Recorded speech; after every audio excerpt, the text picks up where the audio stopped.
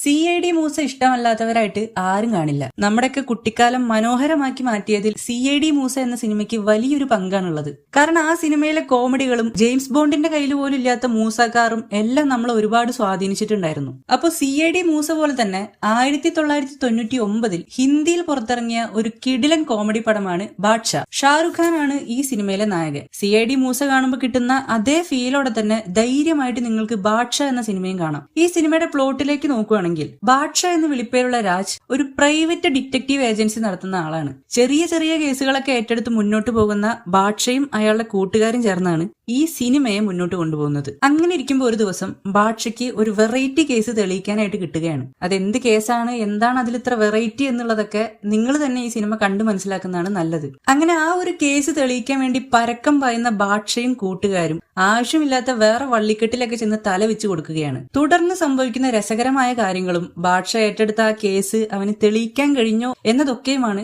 ഈ സിനിമ നമുക്ക് കാണിച്ചു തരുന്നത്. സിനിമയുടെ ഹൈലൈറ്റ് എന്ന് പറയുന്നത് ഷാറുഖ് ഖാൻ തന്നെയാണ്. ബാദ്ഷാ എന്ന് വിളിപ്പേരുള്ള കോമഡി ഡിറ്റക്റ്റീവിനെ വളരെ ഭംഗിയായിട്ട് തന്നെ അദ്ദേഹം നമ്മളിലേക്ക് എത്തിച്ചിട്ടുണ്ട്. രസകരമായിട്ടുള്ള കാര്യം എന്താന്ന് വെച്ചാൽ ഈ സിനിമയിൽ എല്ലാവരും കോമഡിയാണ്, വില്ലൻ വരെ. നമ്മുടെ CID മൂസയിലുള്ളതുപോലെ തന്നെ ബാദ്ഷാ കാറും വെറൈറ്റി ആയുധങ്ങളും എല്ലാം നമുക്ക് ഈ സിനിമയിൽ കാണാൻ സാധിക്കും. ഒരു ഫുൾ ടൈം ഫൺ റൈഡ് എന്ന് തന്നെ ഈ സിനിമയെ വിശേഷിപ്പിക്കാം. ആക്ച്വലി ഈ സിനിമയുടെ റിലീസിന് ശേഷമാണ് ഷാറുഖ് ഖാന് ബാദ്ഷാ എന്ന വിളിപ്പേര് കിട്ടിയത്. ഷാറുഖ് ഖാനെ കൂടാതെ ട്വിങ്കിൾ ഖന്ന, ജോണി ലിവർ, അമരീഷ് പുരി എന്നിവരൊക്കെ ബാദ്ഷയിൽ അണിനിരക്കുന്നുണ്ട്. ഫിലിം ഫെയർ അവാർഡ്സിൽ ബെസ്റ്റ് കോമിക് റോൾ എന്ന കാറ്റഗറിയിൽ ഷാറുഖ് ഖാന്റെ പേര് നോമിനേറ്റ് ചെയ്ത ഒരു സിനിമ കൂടിയാണ് ബാദ്ഷാ. സാധാരണ കണ്ടുവരുന്ന റൊമാന്റിക് വേഷങ്ങളിൽ നിന്ന് മാറി വളരെ ഡിഫറന്റ് ആയ ഒരു കോമഡി കഥാപാത്രമായാണ് ഷാറുഖ് ഖാൻ ഈ സിനിമയിലൂടെ നമുക്ക് മുന്നിലേക്ക് എത്തിയത്. 1995 പുറത്തിറങ്ങിയ നിക്ക് ഓഫ് ടൈം എന്ന ഹോളിവുഡ് സിനിമയെ അടിസ്ഥാനമാക്കിയാണ് ബാദ്ഷയുടെ പ്ലോട്ട് മുന്നോട്ട് പോകുന്നത്. ഇങ്ങനെയൊക്കെ ആണെങ്കിലും ബോക്സ് ഓഫീസിൽ ബാദ്ഷാ ഒരു ആവറേജ് സിനിമയായി മാറുകയായിരുന്നു. അതിന് കാരണം ഓവർ എക്സ്പെക്ടേഷൻസും